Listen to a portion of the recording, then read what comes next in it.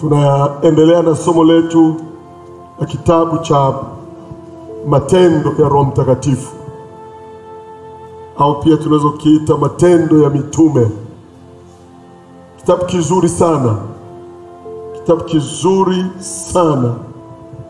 Tumekwisha kuangalia sura 7, na sura ya 7 ambayo tuliangalia wiki iliyopita, tulikuwa tunaangalia kwa kina sana mahubiri ya aliyekuwa Shemasi, lakini akatokea kuwa mhubiri mkubwa aliyeitwa Stefano. Amen. Baada ya kuwa ameshtakiwa na akatakiwa ajitetee, katika kujitetea kwake alihubiri injili nzito sana. Injili nzito sana. Alieleza vipengele vyote na asili ya Waisraeli, kielezea habari za Ibrahim, na katika mahubiri yake kuhusu Ibrahim alitaja mambo makubwa matatu ambayo tunaweza tukasema ni baraka 3 za Ibrahim, lakini 2 ni baraka ambazo ni za hapa duniani. Na nikasema sisi kama wana wa Ibrahim kwa njia ya imani, hizi baraka 2 unapokuwa nazo unasema nimebarikiwa. Tafsiri mbaya za baraka ni pale mtu anapoambiwa kwamba utakuwa na gari, utakuwa na pesa. Lakini baraka za kibiblia zinazotajwa ni ngapi? 2. Ya kwanza ardhi, ya pili uzao. Na nikasema Ibrahimu alipelekwa nje, akaambiwa zilivyo nyota za angani ndivyo utakavyokuwa uzao wako. Lakini watoto wa ahadi aliowazaa Ibrahim wakawa wangapi? 1 tu, Isaka. Sasa tukajiuliza, Mungu alimdanganya Ibrahim? Maana anamwambia unaviziona nyota za angani mpaka unashindwa kuhesabu, ndivyo uzao wako utakavyokuwa. Lakini bado kampa katoto kamoja. Halafu wako katoto kamoja, Mungu mwenyewe akaanza kukadai kakachinjwe kwenye mlima Moria. Unaona, kwa akili ya kibinadamu Ibrahim angeingia chumbani na kuanza kukemea sana. Angejua ni pepo. Pepo unanidanganya. Kwanza ninatarajia nizae watoto kama nyota za angani. Sasa wewe hata kamoja tu ninako ndio nakadai, toka. Lakini alijua kwamba huyu ni Mungu. Kitendo cha ukubali kumtoa Isaka, malaika alishuka kutoka mbinguni akamwambia usimdhuru mwanao. Kuanzia leo wewe unaitwa nani? Baba wa mataifa yote. Haleluya. Maana yake kila taifa duniani leo wanamkubali Ibrahim. Kuna watu wanamkataa Yesu, lakini Ibrahim wanamkubali. Jamani, tunakubaliana? Wanakuambia Yesu hatumjui, lakini Ibrahim yule baba yetu. Kwa hiyo Ibrahim ana watoto wengi sana. Na Paulo akasema katika Wagalatia, tutaona vizuri tukifika kitabu cha Wagalatia, anasema wale walio wa imani ndio watoto wa nani? Wa Ibrahim. Kumbe Ibrahim amejipatia watoto kutoka kila taifa kwa njia ya imani. Na ndio maana ukisoma kitabu cha Mwanzo sura ya 15 mstari wa 6, Biblia inasema Ibrahimu akamwamini Mungu. Alipoambiwa habari ya kuzaa, inasema Ibrahimu akamwamini Mungu, kahesabiwa kwake kwamba ni haki. Kwa hiyo kumbe watoto wa Ibrahim ni wale wote wa imani. Na watoto wa Ibrahimu wa imani ni wangapi? Si ni wengi jamani? Maana yake mimi na wewe ni watoto wa Ibrahimu. Haleluya. Akamaliza kaongea habari za Yusufu, jinsi ambavyo ndugu zake walivyomkusudia mabaya, lakini kumbe Mungu alikuwa anamkusudia mema. Nikasema haijalishi watu wanakukusudia mabaya kwa kiasi gani, lakini yale mema ambayo Mungu anakukusudia lazima yatasimama. Naona alivyopelekwa katika nyumba ya Potifa, alikutana na msukosuko. Ule msukosuko kamsababisha apelekwe gerezani. Kule gerezani kamtafsiria mtu, kamwambia, Bwana naomba nikumbuke. Hakumkumbuka.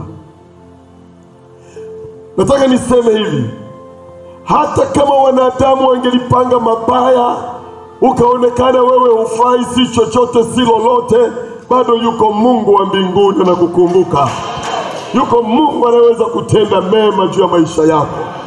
Na ndio maana nataka nikutie moyo, usiogope kwamba wanadamu nimewatendea mema, hawajanijali na nini. Yuko Mungu anayekujali. Haleluya. Kuna vitu vingi sana tuliviangalia pale, tukaangalia jinsi ambavyo mambo ambayo Yusufu na Yesu wanavyofanana, mambo ambayo wanafanana Yusufu na Yesu. Hatuna muda wa kupitia, tunataka tuende na kipengele kingine. Lakini tulimaliza habari za Yusufu, tukaingia habari za Musa, jinsi ambavyo alivyozaliwa kwa kusudi la kuwatoa Waisraeli katika utumwa wa Farao. Lakini pia akataka kulifanya lile kusudi kwa namna ya kimwili. Kapiga Misri, kamuua, kamfanya Musa awe mkimbizi.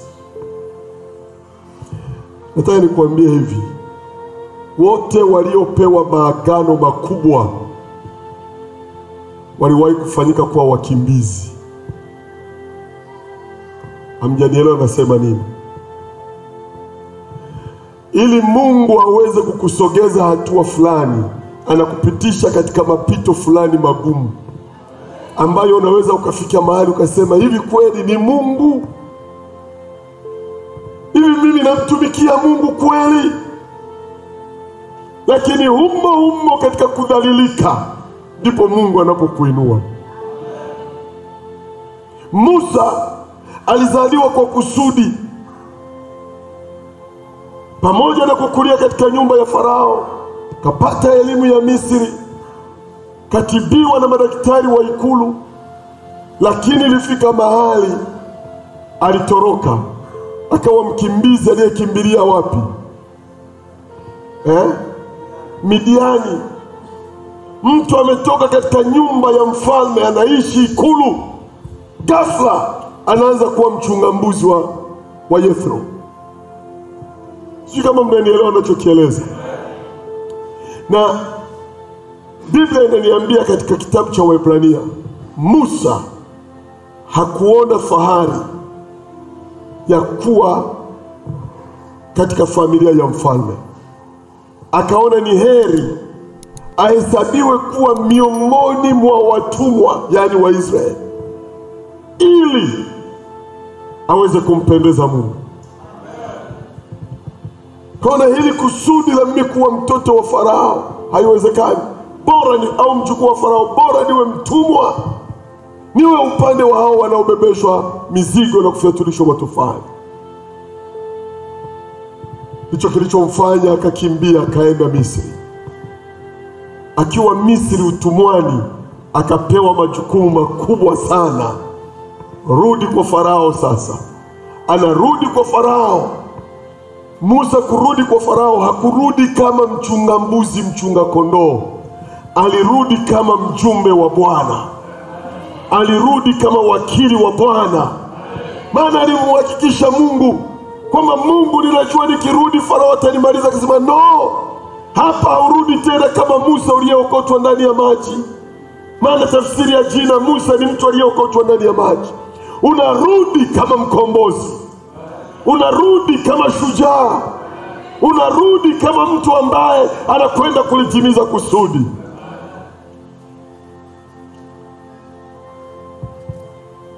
Na mimi niseme hivi,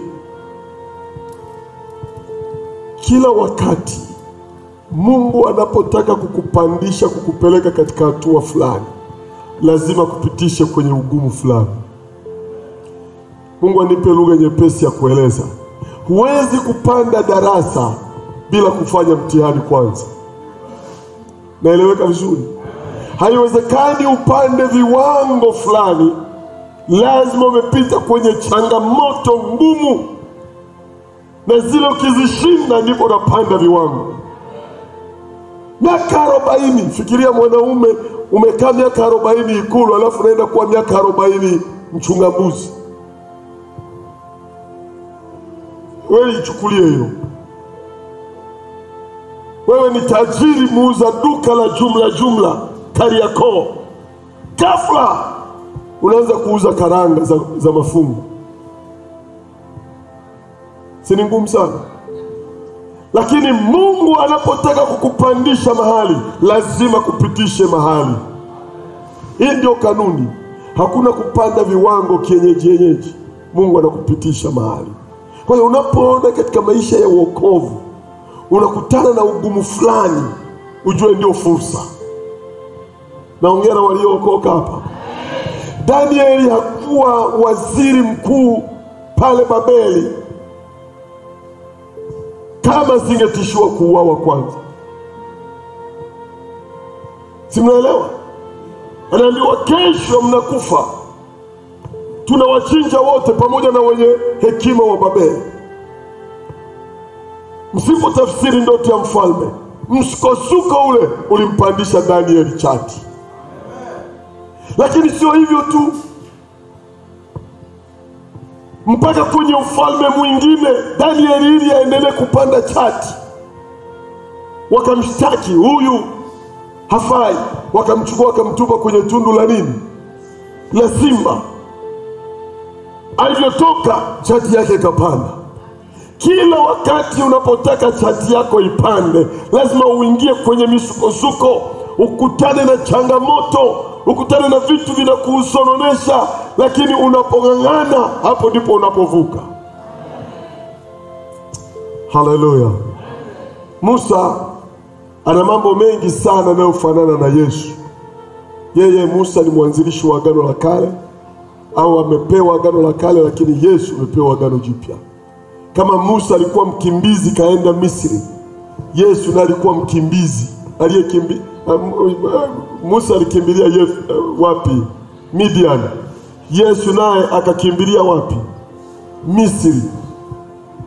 Wote walikuwa wakimbizi, na ndio maana walipewa maagano makubwa.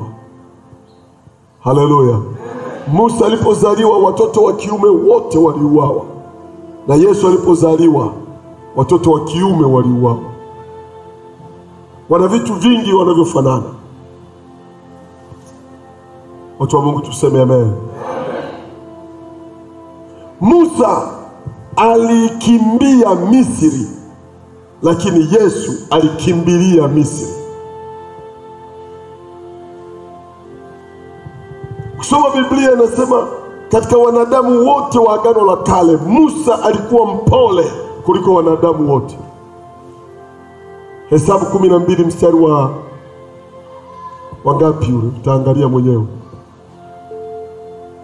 Na ukisoma agano jipya, Yesu ndiye mpole kuliko wanadamu wote. Ukiorodhesha utakuta vitu vingi ambavyo wanafanana sana Yesu na Musa. Haleluya. Sasa tunaona baada ya Stefano kuhubiri injili ngumu, akasema ninyi wa Israeli hamuishiki agano la Bwana alopewa Musa. Maneno yale yaliwachoma wakaokota mawe wakaanza kumpiga. Turudi sasa mstari wa sura ya 7:58. Twende haraka haraka sasa kidogo, nataka nilikuwa najaribu kujenga daraja ambalo linatupeleka sura ya 8. Sura ya 7 mstari wa 58. Stefano baada ya kuhubiri wanamkasirikia. Na tusomee sasa ule mstari wa 58.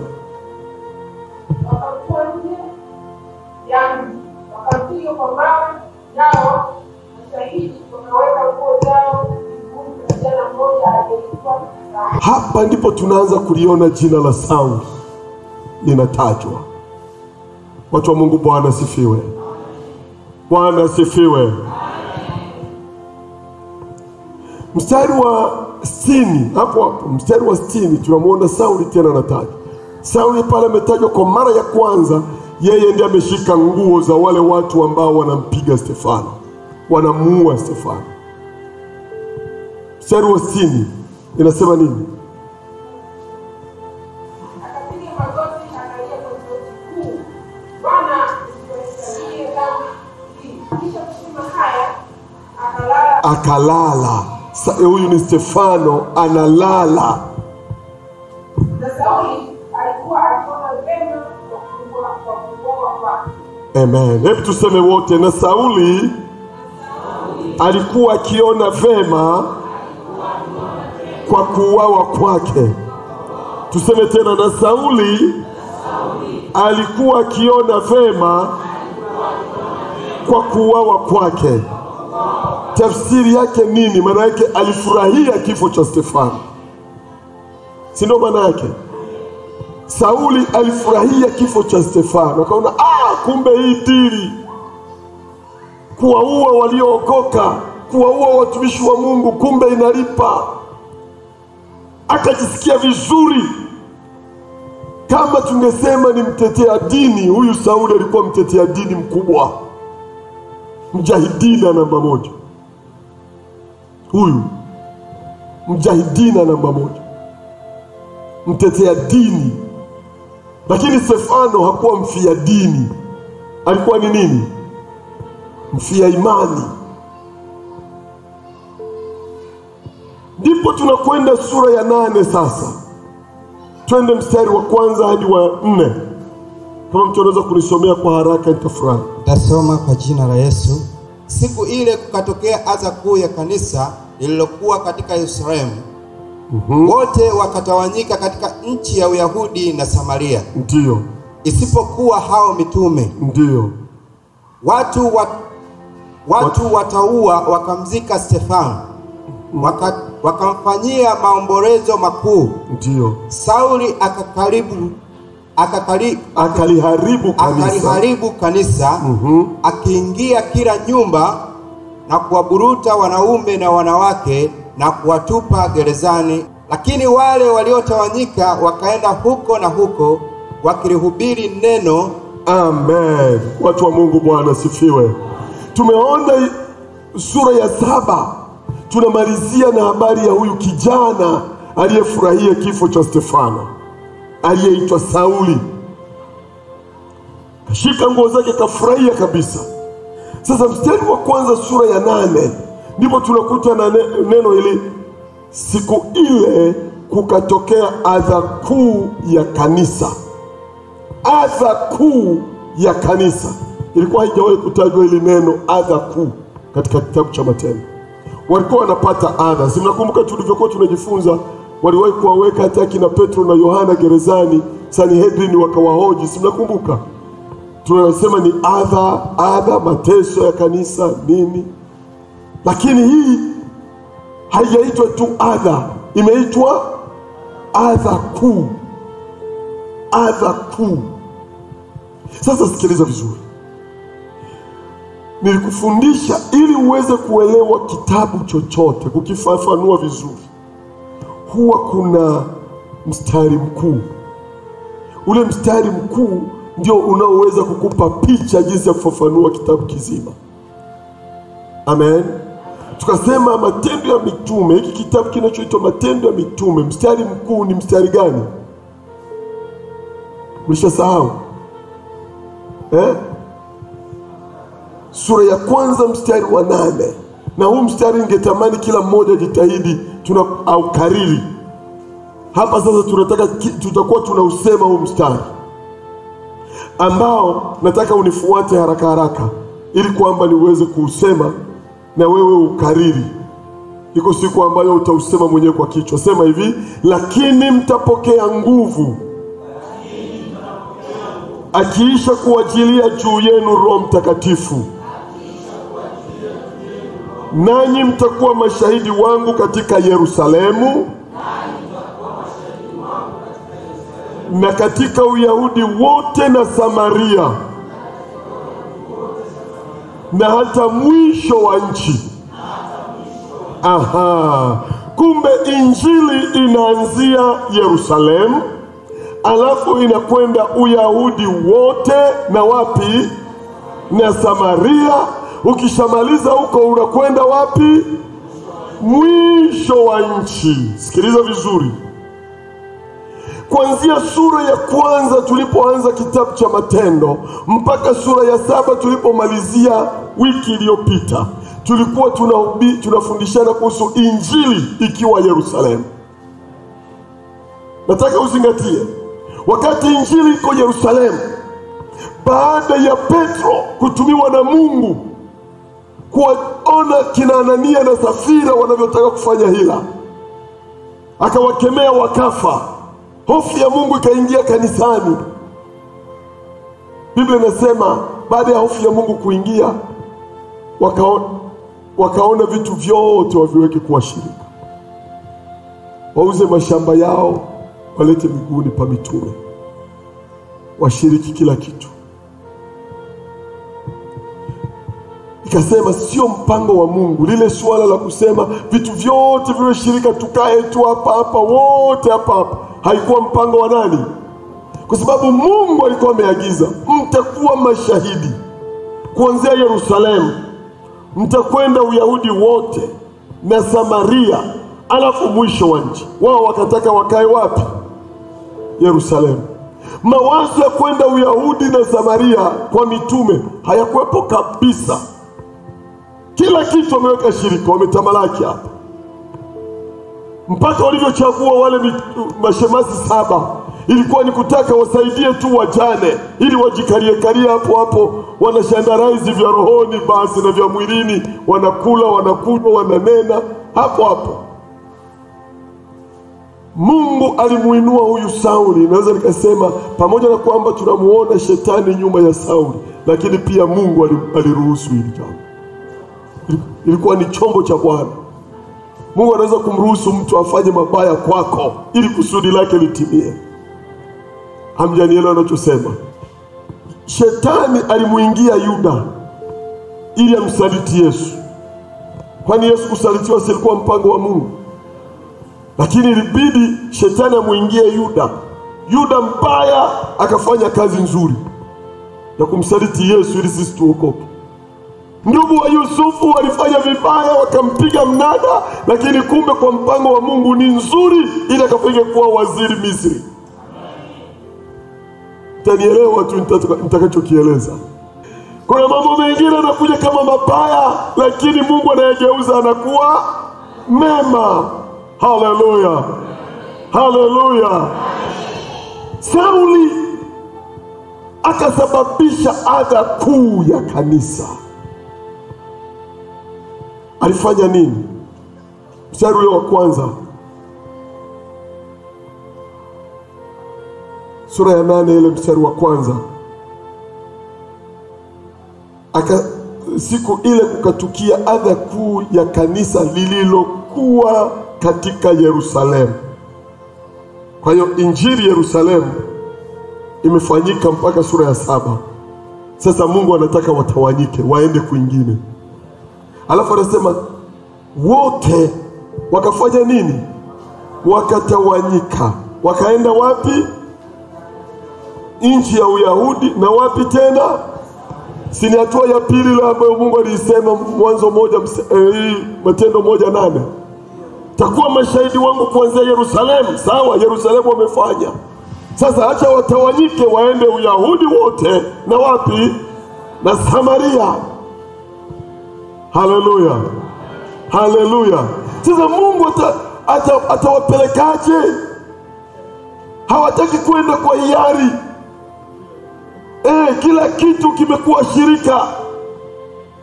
Waendeje hawa? Nimruhusu Sauli akawachape kwanza. Tandika, buruza, charaza bakora. Halafu unanyoka. Kuna kukimbilia. Mungu ndiye anakuongoza uende huko sasa. Jina la Bwana libarikiwe. Haleluya. Wewe unaweza kushangaa mtu anang'ang'ania Dar es Salaam. Halafu maisha Dar es Salaam yanampiga. Kimwambia Bwana nenda uwe missionary kule Kasulu vijijini, anasema mimi huyu. Na Kiswahili cha bongo.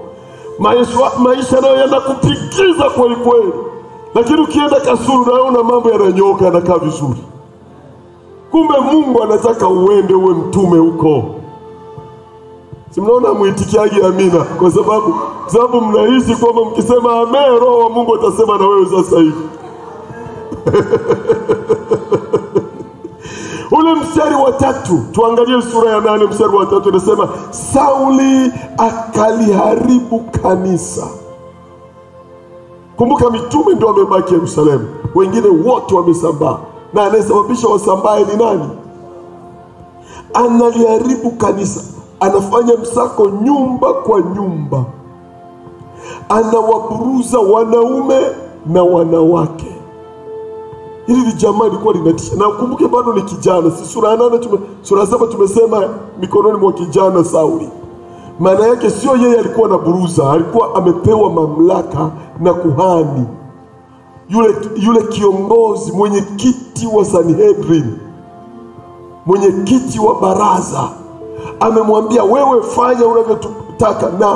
Na serikali ya Kirumi ilikuwa imetoa ruhusa kwa viongozi wa baraza kwamba yeyote anayeingilia mambo ya kidini, katika masuala yoyote ya kidini, fanyeni mnavyotaka, hata kama ni kuua muue. Kwa hiyo aliyekuwa anatoa kibali alikuwa sio Kaisari wa Kirumi, ilikuwa ni kuhani ambaye alikuwa ni Myahudi. Kwa hiyo akatoa kibali, fanya unavyotaka Sauli akaburuza. Lakini Biblia inasema namna gani? Ule mstari wa 3, na kuwatupa gerezani. Maana yake alikuwa na mamlaka mpaka ya kumfunga mtu, si ndio? Alikuwa na mamlaka mpaka ya kumpeleka mtu gerezani. Hapo ndio ikawa sababu ya watu kusambaa sasa. Na wanakosambaa wanaenda wapi? Wanaenda wapi? Uyahudi wote na wapi? Naomba tuseme vizuri. Ni hatua ya pili ya mstari wetu sasa.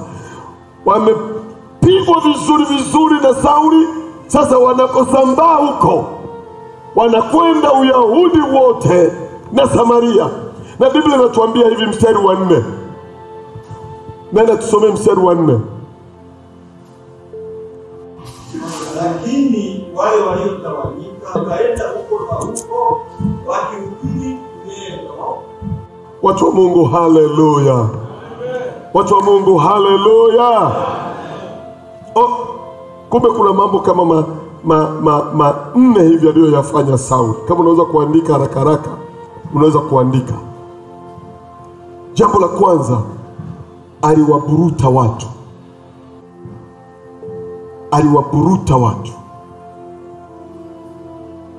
Jambo la pili ambalo tumeliona ule mstari wa 3, aliwafunga gerezani.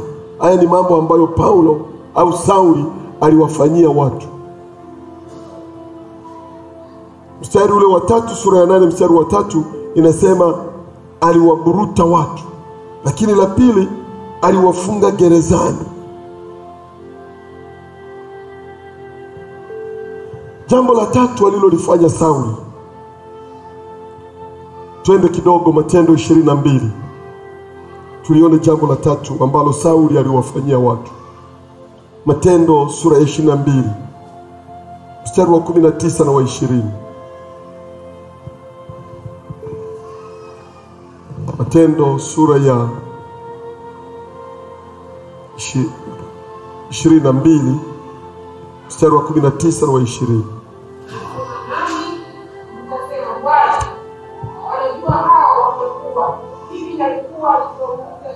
Nikiwafunga, huko imeandika nikiwaburuza, nikiwafunga gerezani. Hiyo ilikuwa ni kipengele cha pili ambacho tayari tumeshaandika. Na kuwapiga. Kumbe hicho ni pointi cha tatu ambacho Paulo alikuwa anafanya. Alikuwa pia anawafanya nini? Anawapiga. Anakwenda na wakuta ndani ya sinagogi. Hili jamaa lilikuwa gaidi kweli. Yaani mtu anakukuta kwenye nyumba ya ibada, anakupiga. Lakini kuna jambo lingine alilokuwa analifanya. Sura ya 26 mstari wa 10 na wa 11. Sura ya 26 mstari wa 10 na wa 11. Nikafanya hayo Yerusalemu miongoni mwa watakatifu. Hilo tayari tumeshaliona kipengele cha pili.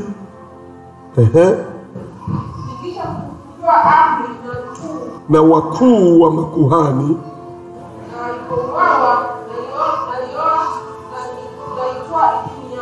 Manake kumbe walipouawa yeye ndiye alitoa idhini. Kumbe hili ni jamaa lilikuwa linaruhusu watu wafanye nini? Wauawe. Hujamalizia mstari wa 11 nafikiri. Au umemaliza? Na mara nyingi katika masinagogi yote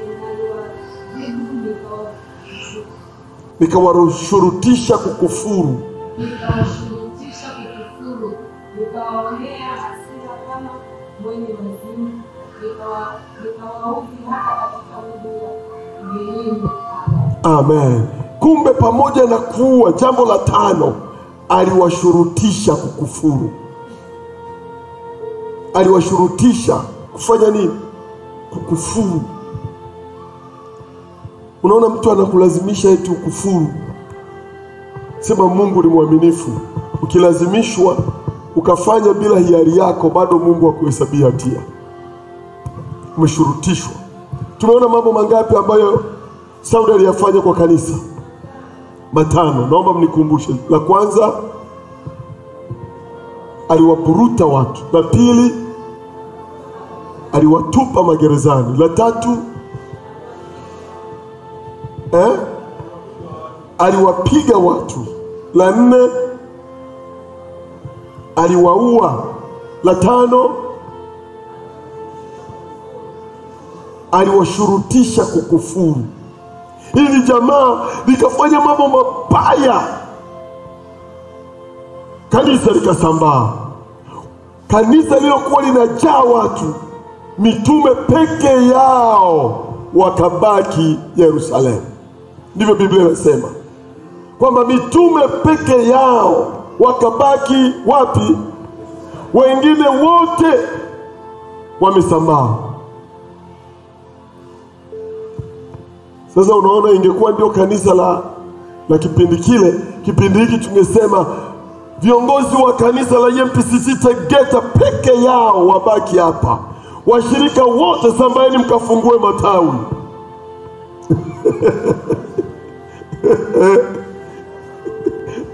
Nendeni mkafungue matawi.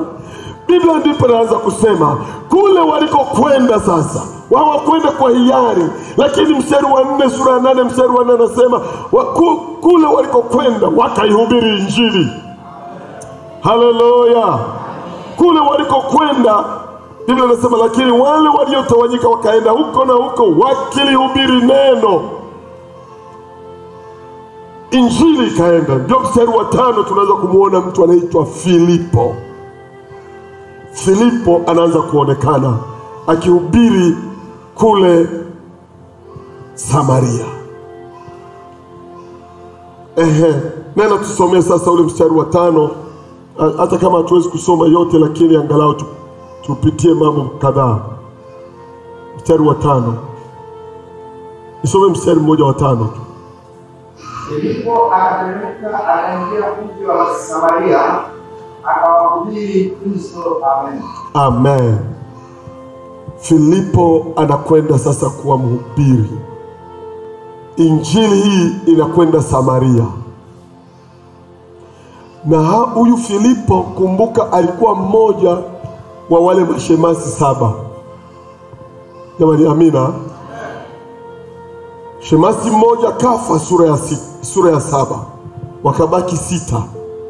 Katika wale 6 Mungu kainua mwingine ambaye ni Filipo. Na Biblia inasema Filipo akateremka akaingia Samaria.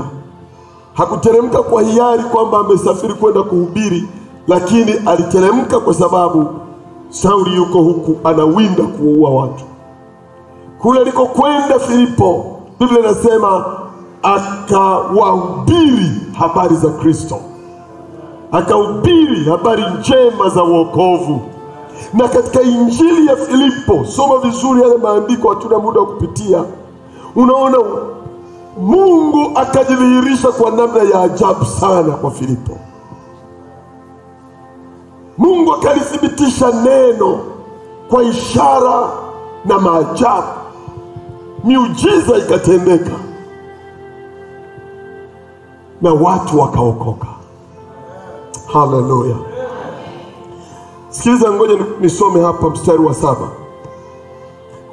Ngoja tuanzie 6 na 7 mpaka 8. Na makutano kwa nia moja wakasikiliza maneno yake yaliyosemwa na Filipo. Walipoyasikia na kuziona ishara alizokuwa akizifanya, kwa maana pepo wachafu wakawatoka wengi waliopagawa nao, wakilia kwa sauti kuu. Unajua pepo waliaminika sana kwamba walikuwa wako Samaria. Mnakumbuka Yesu siku moja walimwambia, na Yesu ana mapepo kwa sababu na yeye ni Msamaria. Unajua kuitwa Msamaria ilikuwa ni matusi. Kwa hiyo Wasamaria wengi walikuwa wamepagawa na mapepo, wengi. Lakini Filipo alipohubiri, mapepo yakawatoka, wakilia kwa sauti kuu, na watu wengi waliopooza na viwete wakaponywa. Biblia inasema ikawa furaha kubwa katika mji ule. Amen. Tuseme tena amen. Tuseme tena amen. Ikawa furaha kubwa katika mji ule kwa injili ya nani? Ya Filipo. Naomba unisikilize vizuri. Mungu akikupa neema ya ishara na maajabu kulithibitisha neno, huo ni upenyo mkubwa sana katika injili. Kuna mtu mwingine anaweza kupata kibali cha kuweza kuhubiri mafundisho, akafundisha vizuri, akaeleweka, na ishara na maajabu vikafuatana naye kama jinsi ilivyokuwa kwa Filipo.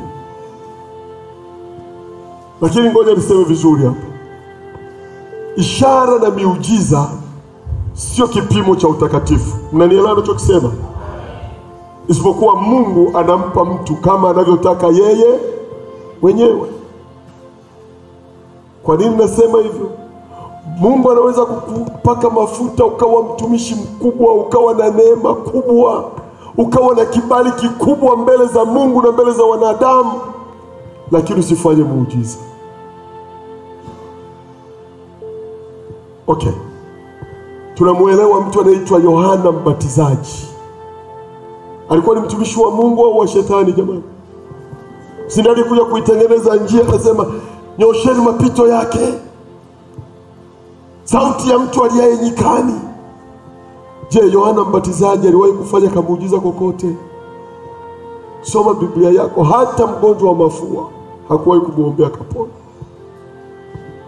Lakini Yesu aliwahi kuwauliza Mafarisayo, hivi Yohana Mbatizaji alitoka kwa Mungu au kwa wanadamu?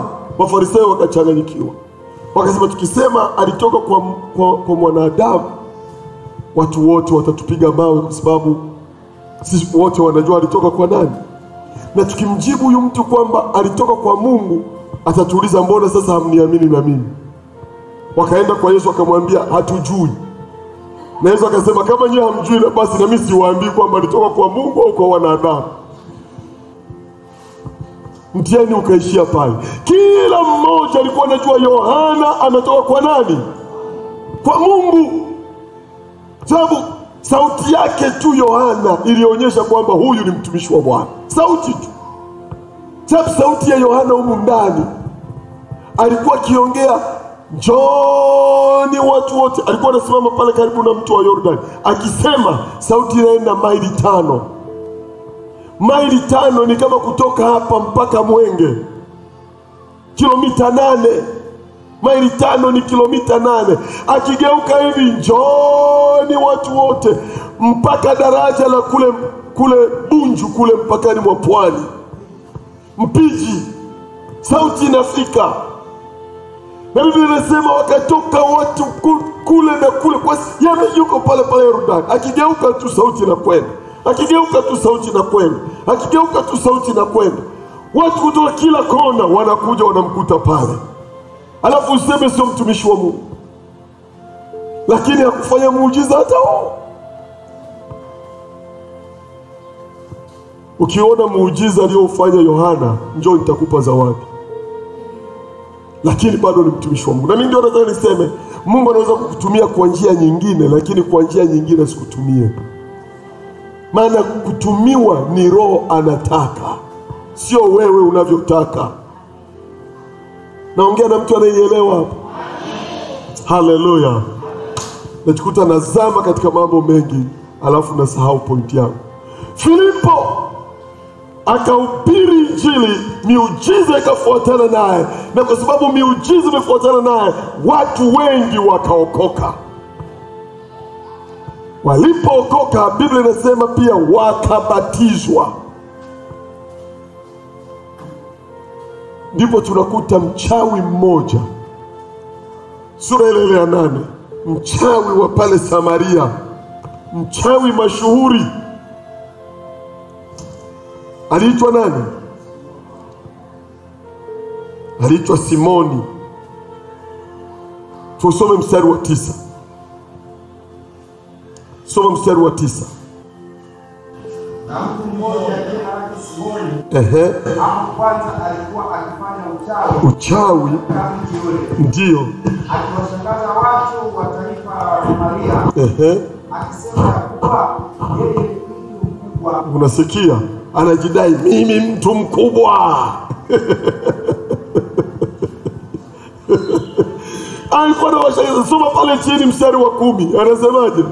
Mstari wa chini yake.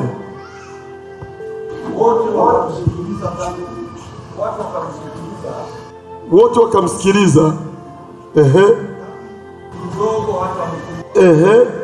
Wakisema, uweza wa Mungu ule mkuu. Eti jamani, ulikuwa ni uwezo wa Mungu wa Simoni huyu mchawi? Hapana. Lakini tu alikuwa mbabe. Unajua kuna vitu vingine mtu anaweza kafanya, kama huna ufunuo utasema hivi ni vya Mungu. Mnanielewa ninachokisema? Unaweza kusema kabisa huyu ni mtumishi wa Mungu, kumbe ni mtumishi wa shetani, mchawi mkubwa. Mtu mmoja nilikuwa naangalia YouTube, alichukua kitambaa, alimwambia mama mmoja alienda kwake kumwombea huyo mchungaji. Kumwambia, mimi mume wangu hatulii, hajaokoka, yani ni mlevi, anatembea ovyo na nini. Sema, ngoja nikuonyeshe mume wako yuko wapi. Akaenda mahali akachukua kitambaa kama anjifu tu nyeupe, akampa yule mama, akamwambia shika hivi, akashika. Alimpa mama mwingine, shika, akamshikia. Njoo wewe mama, akaenda yule mama. Yani kile kitambaa kikageuka video. Akaanza kumuona mume wake kule aliko. Anamwambia, unaona mume wako? Unaona huyu mwanamke unamfahamu? Unaona wako naye? Anamuona mume wake kwenye nini? Kwenye kitambaa. Mama akasema, huyu mtumishi wa Mungu kweli kweli, anatumiwa na Mungu kisawasawa. Na nyewe mnakubali?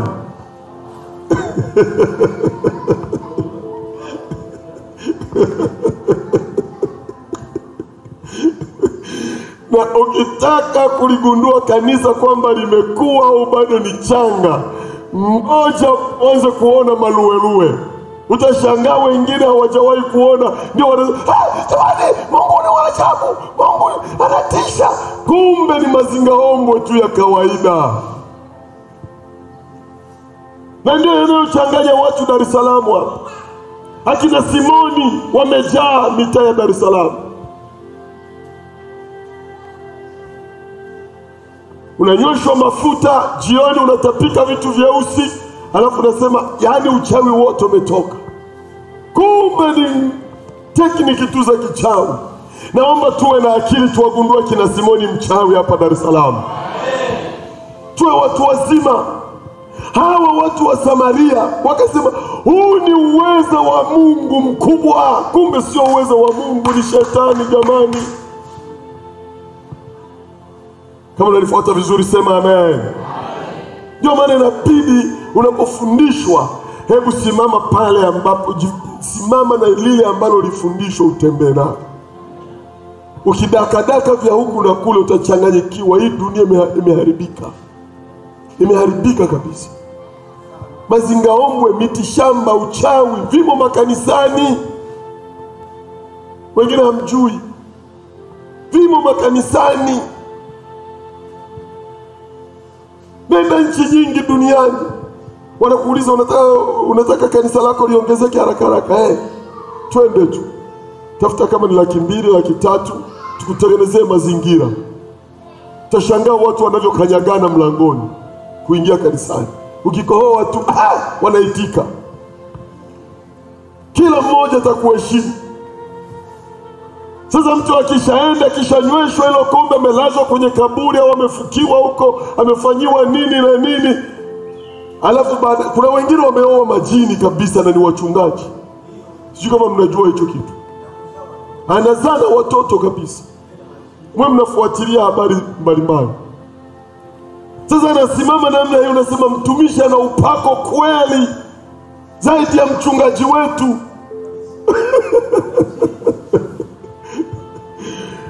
Kumbe wapendwa, kina Simoni bado wapo. Nasema tena, kina Simoni bado wapo na uchawi wao.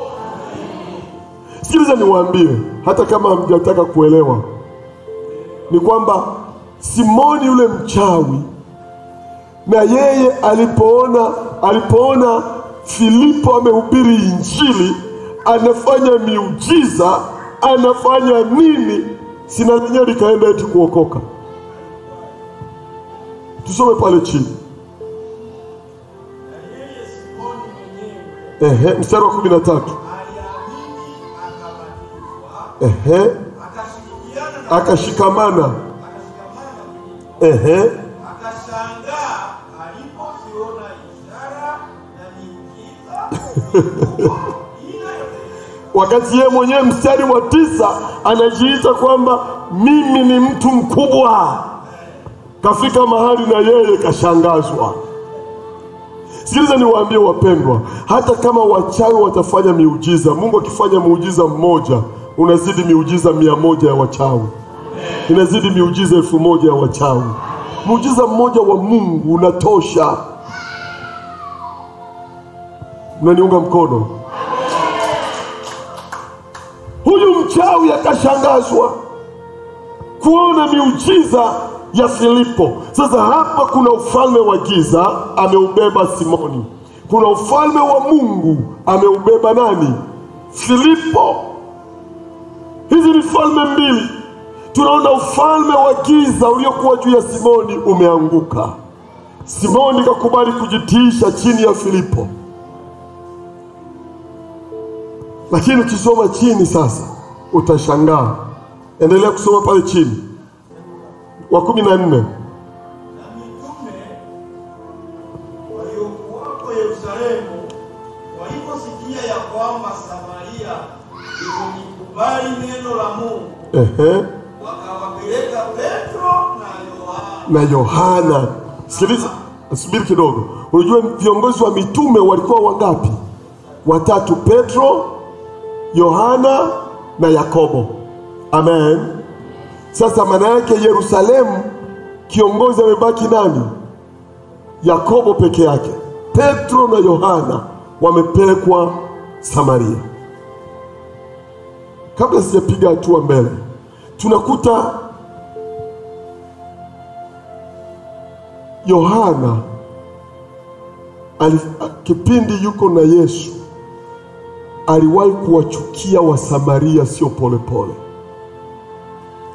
Na nila anachokisema, alikuwa mtu ambaye aliwachukia wa Samaria sana, mpaka alikuwa anamuomba Yesu kwamba Yesu aombe moto ushuke juu ya wa Samaria uwaue wote, uwateketeze.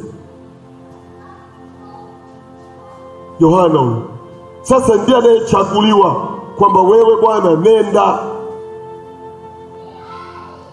Luka sura ya 9. Ngoja tuangalie Luka sura ya 9. Injili ya Luka sura ya 9.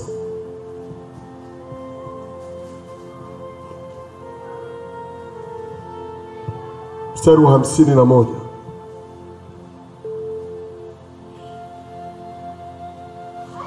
Ndio.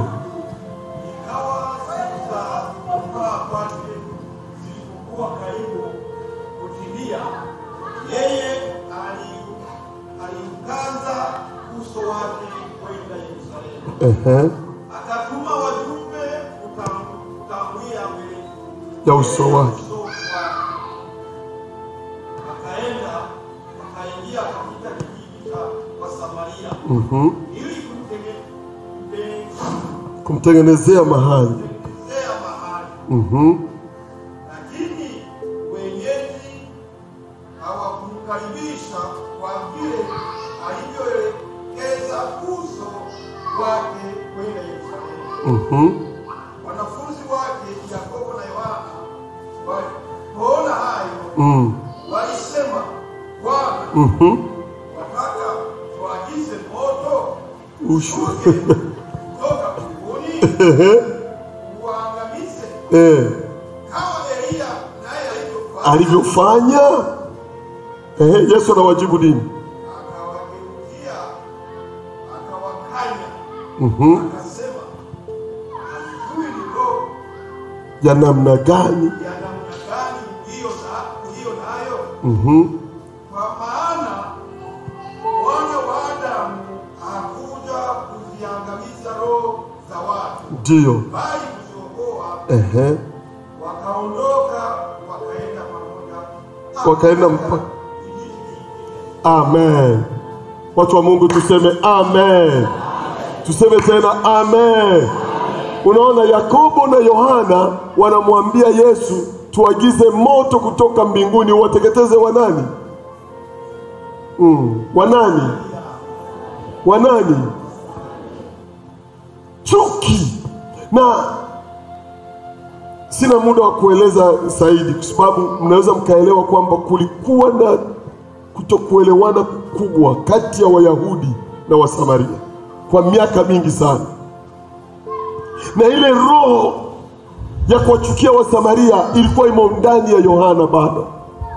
Lakini unaona Roho Mtakatifu aliposhuka, haleluya, haleluya, alimtengeneza Yohana kwa namna ya ajabu sana. Yohana aliyekuwa anatamani wenzake wachomwe moto wafe, leo hii Yohana anakubali kwenda Samaria apeleke injili. Na Yohana na Petro wanapokwenda Samaria, injili yao sio tayari wameshajua watu wameokoka. Anataka sasa wampokee Roho Mtakatifu, wampokee Roho Mtakatifu. Na Biblia inasema wakawaita watu wakaanza kuwawekea mikono. Kila wanayemwekea mikono anajazwa Roho Mtakatifu. Kama ni tusome ni ile Matendo ya Mitume 8. Matendo ya Mitume sura ya 8.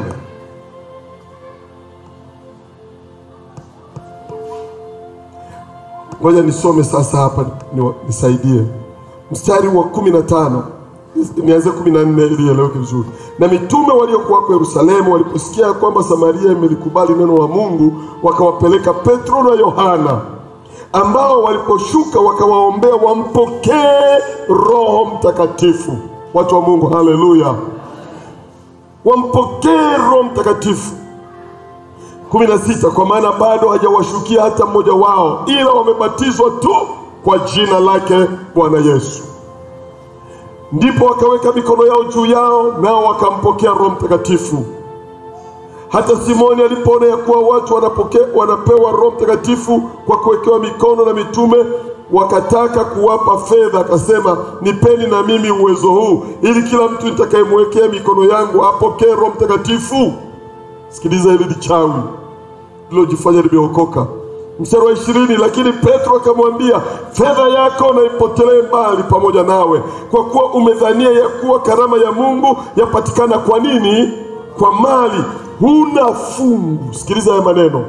Huna fungu wala huna sehemu katika jambo hili, kwa kuwa moyo wako si mnyofu mbele za nani? Mbele za Mungu. Watu wa Mungu, kama mnanielewa tuseme amen. Kumbe nikagundua hivi, hili ni Simoni mchawi, na lenyewe liliongozwa sala ya toba, na lenyewe lilikuwa limebatizwa, na lenyewe lilisema nimemwamini Yesu. Lakini kumbe roho ya uchawi ilikuwa haijatoka ndani yake. Maana alikuwa anajua, na mimi siku nikibahatika nikawa na hiki kipawa, nitatengeneza noti, sio polepole. Ile tabia yake ya uchawi ilikuwa haijaisha. Na ndivyo inavyotokea hata katika makanisa. Unaweza kumkuta mtu desturi zote na taratibu zote za kikanisa amekamilisha, lakini mabadiliko ya ndani hayaonekani. Jamani, mnanielewa? Kwani hakuna watu ambao wanasema wameokoka na wameshabatizwa lakini bado ni wakorofi?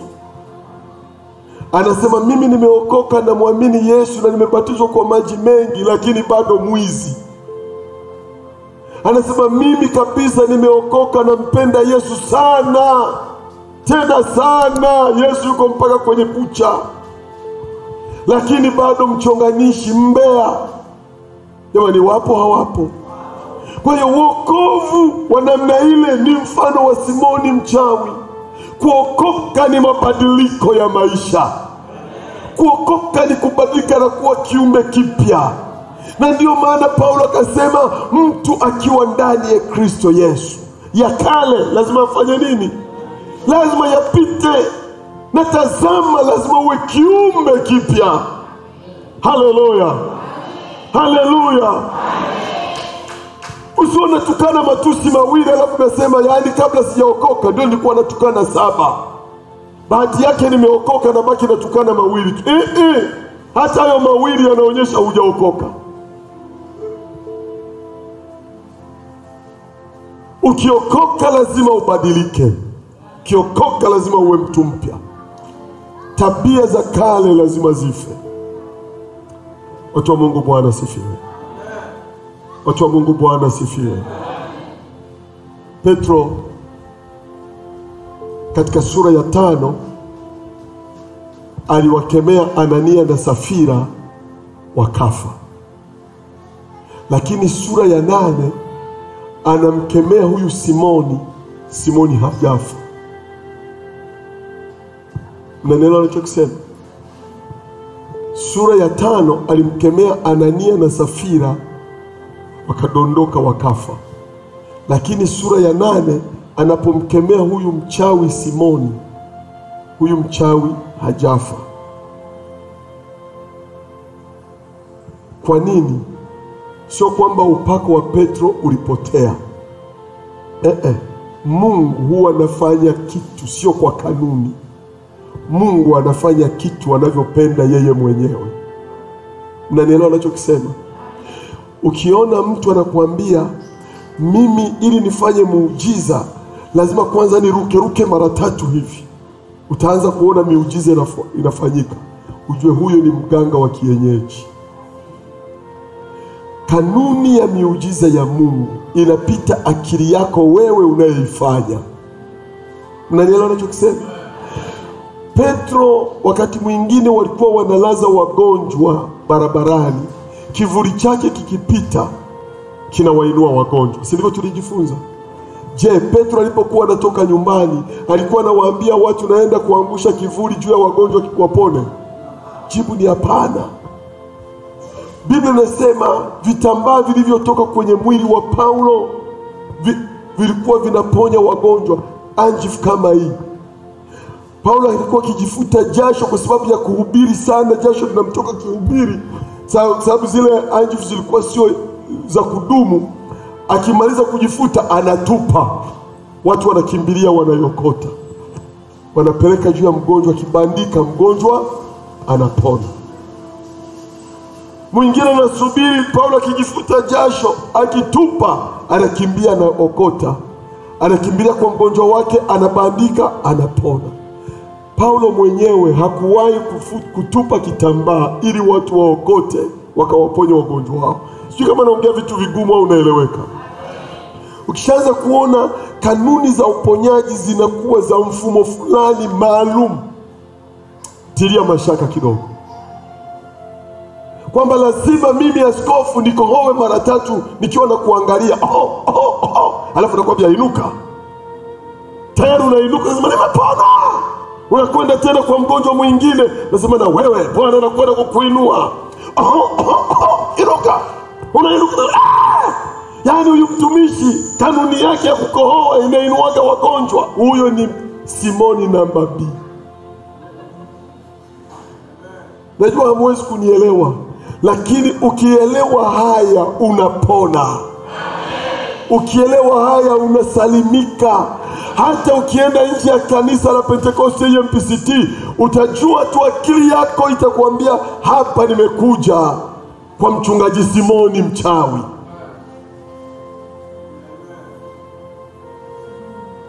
Jamani, kama naeleweka vizuri tuseme amen.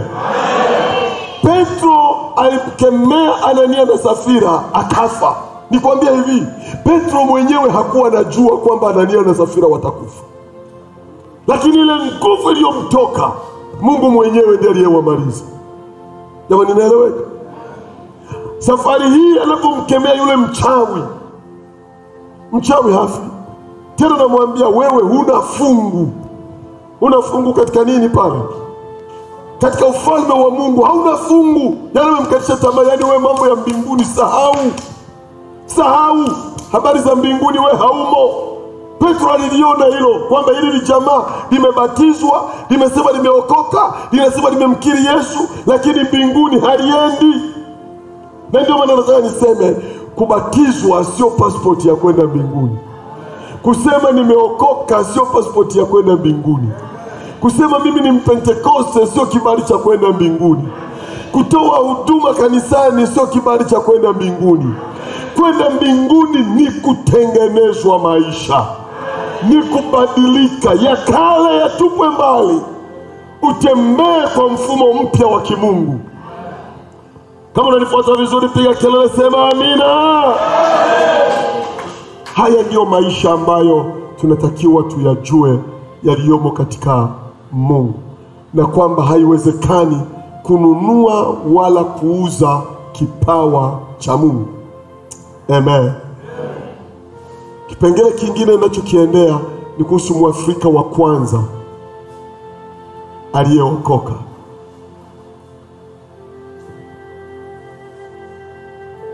Ningewasihi kama mtu anaweza kujipatia kitabu hiki, inaweza kuwa nzuri sana, kwa sababu hapa naona naruka vitu vingi. Nashindwa kwenda kwa mtiririko sababu ya nakuwa naogopa muda wangu pia. Kuna vitu vingi na viacha, lakini ukipata hii kitabu unaweza kujipatia vitu vingi. Mtu wa kwanza aliyeokoka Mwafrika, tunamsoma mstari wa 26 na 27.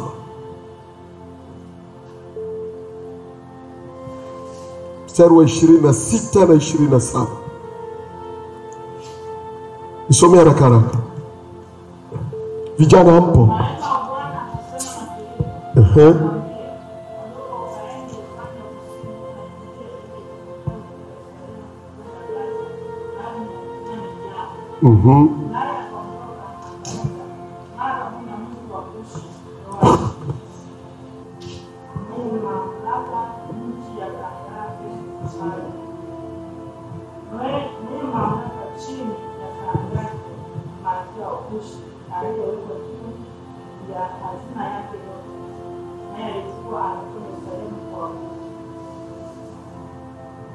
Amen. Unaona hapa tunaanza kuona neno Kushi. Kushi tafsiri yake mweusi. Na nisikia anachosema. Kushi tafsiri yake ni mweusi. Sitaki kueleza historia ya Kushi. Naweza nikaenda mbali sana nikajikuta nimepotea point yangu kwa sababu nakimbia na muda. Mweusi, na mataifa yaliyoitwa Kushi enzi hizo ilikuwa ni Ethiopia na Sudani. Ni watu ambao walikuwa ni weusi sana. Mnaona hiki kiatu changu kinavyofanana? Yaani rangi hiyo. Yaani akienda mtu kama Rose au Mahunda wanasema mzungu ametutembelea. Mimi niliwahi kuona Msudani Nairobi. Sitasahau mpaka leo. Sitasahau. Yaani mnajua nyinyi hamjawahi kuona watu weusi. Umeshawahi kuona watu weusi? Kabisa. Tuliwahi kwenda watu sawa kwa Sudani. Tulienda na mchungaji mipakani mwa Sudani kule. Ajumani. Tuliwahi kwenda sehemu inaitwa Ajumani mpakani mwa Sudani. Tulikuwa tuna wahubiri wa Sudani. Wanaimba na nyimbo za Kiarabu. Chorus za Kiarabu, kwaya za Kiarabu. Ndio lugha inayotumika kule. Na tukihubiri wanatafsiri kwa Kiarabu. Kwa hiyo kule ni weusi. Wengi wenu hamjawahi kuona mtu mweusi, usinidanganye. Hamjawahi kuona. Mimi nilisimama hivi Nairobi mjini. Naona mtu anatembea, nikamuuliza mpita njia, nikasema, bwana, naomba nisaidie, yule ni binadamu au ni nini? Akasema wale sasa ndio wanaitwa Wasudani. Yaani nimekuonyesha hiki kiatu, si mnaweza mkafikiri natania. Hivi utafikiri kapigwa kiwi. Na hiki sio cheusi. Yaani macho ndio unaona utu rangi tweupe utu. Ndio naweza kuhisi yule anafanana na binadamu. Mpaka mikono hii. Unaona hapa palivyo hapa. Hii rangi unayoiona ndio iko hapa. Sasa huyo anakuta Filipo, huyo mtu anaitwa Towashi. Anatoka Yerusalemu kwenye ibada, anarudi Ethiopia. Biblia inasema Mungu anamwambia Filipo, nenda kazungumze naye. Akasogelea gari yake, akamsikia anasoma. Akamuuliza, unaelewa unayoyasoma? Akasema hapana. Ikabidi Filipo aanze kumhubiri kutokana na yale aliyokuwa anayasoma. Alipokuwa anahubiri, neema ya Mungu ikaja juu ya Filipo. Yule jamaa Mwafrika akaamua kuokoka. Haleluya. Na Biblia inasema walipofika mahali ambapo kuna kijito cha maji, yule Towashi akamwambia, maji haya hapa, kitu gani kinanizuia nisibatizwe? Sema, ukiamini ya kwamba Yesu ni Bwana, unatosha kubatizwa. Biblia inasema wakaingia wote ndani ya maji mengi, akambatiza kwa jina la Baba na Mwana na Roho Mtakatifu. Alipomaliza kumbatiza tu, Biblia inasema Roho wa Bwana akamnyakua Filipo, akampeleka mji mwingine unaitwa Azoto. Towashi anashangaa, anasema, huyu jamaa ameenda wapi? Kamaweza kunibatiza, mbona simuoni? Hata nyayo alipokanyaga hamna. Bwana akampa lifti ya juu kwa juu. Kumbe Mungu anaweza kumsafirisha mtu jamani. Haleluya. Nasema haleluya. Bila kulipa nauli unasafirishwa. Huyu ndiye akawa mtu wa kwanza kuokoka katika Waafrika, katika Afrika nzima. Towashi huyu akawa ndiye mtu wa kwanza kuokoka. Kampa Yesu maisha. akawa anatafakari kwa nini yeye atoke Ethiopia aende kuabudu Yerusalemu. Ningependa nifafanue hili kidogo, labda nimalize, alafu nitaruhusu hata maswali mawili. Mjue miaka mingi huko nyuma katika Agano la Kale, kipindi yuko mfalme Sulemani. Sulemani alikuwa ni mtoto wa mfalme Daudi. Alitokea malkia mmoja anaitwa Malkia wa Sheba. Hebu sema Malkia wa Sheba. Mliwahi kusoma habari zake? Malkia wa Sheba. Sheba ni wapi? Sheba ni huko Ethiopia, ambayo palikuja pakaitwa Kushi. Alifunga safari akaenda mpaka Israeli ili akaisikiliza hekima ya Sulemani. Sitaki kueleza vitu vingi sana pale, maana inaweza kunichukua muda, lakini aliposikiliza hekima ya Sulemani, historia inaonyesha kwamba yule mama akaolewa na Sulemani kwa muda. Sulemani naye alikuwa sio mchezo, alikuwa ni kiwembe cha hatari. Yaani ukikatiza tu namna hii anakushughulikia. Maana alimwambia yule mama, ukisoma maandiko, alimwambia yule mama, utapewa kila haja ya moyo wako. Kila haja ya moyo wako. Na kumbe yule mama moyoni anasema, huyo angekuwa mume wangu huyu, ningeukata kweli kweli. Akalala naye, akabeba mimba. Kwa hiyo ametoka Yerusalemu anakuja huku kwao Ethiopia, ana mimba ya nani? Ya Sulemani. Ile mimba, historia inasema ilikuwa na akazaa watoto. Yule mtoto akamuita jina lake Falasha, mtoto ambaye Malkia wa Sheba, yani Malkia wa Ethiopia, kutoka Ethiopia, na yule Sulemani waliyezaa akaitwa nani? Falasha. Kwa hiyo ule ukoo ukaendelea mpaka leo hivi ninavyoongea, kuna ukoo unaoitwa wa Falasha. Na Waisraeli kufikia mwaka ni kama miaka 5 imepita, mwaka 2014 walikuwa bado wanasaka watu wao. Maana walisema tuna watu wetu ambao wanaishi Ethiopia, miaka nenda miaka rudi. Walikuwa wanawatafuta na wana alama, wanawajua, wana alama. Majuzi kama miaka 3-4 imepita, ndio walimkuta bibi kizee mmoja kijijini. Wakamwambia, bibi, huwezi kufia hapa, hata ukifa leo tunakuzika kwetu. Walikodi ndege kukabeba bibi kutoka kijijini, wakakasafirisha kwenda Yerusalemu. Wanakamwambia, wewe ni ndugu yetu, ni mweusi lakini asili ya Israeli. Na Waisraeli mpaka leo wakisikia huyu ni mtu wa asili ya Wafalasha, yaani kwa gharama yoyote watagharimia uende wapi. Hivi sasa kuna wa Ethiopia wengi ambao wameshahamia Israeli, ambao ni asili ya Wafalasha. Na wakipima DNA ya wale Mafalasha na Waisraeli weupe, ni kitu hiki, DNA inasoma. Haya yote nimeandika huko kwenye kitabu, habari za Mafalasha. Kwa hiyo Injili ikaingia mpaka Ethiopia, lakini kutoka kwa Filipo. Watu wa Mungu, Bwana asifiwe. Watu wa Mungu, Bwana asifiwe. Watu wa Mungu, Bwana asifiwe. Amen.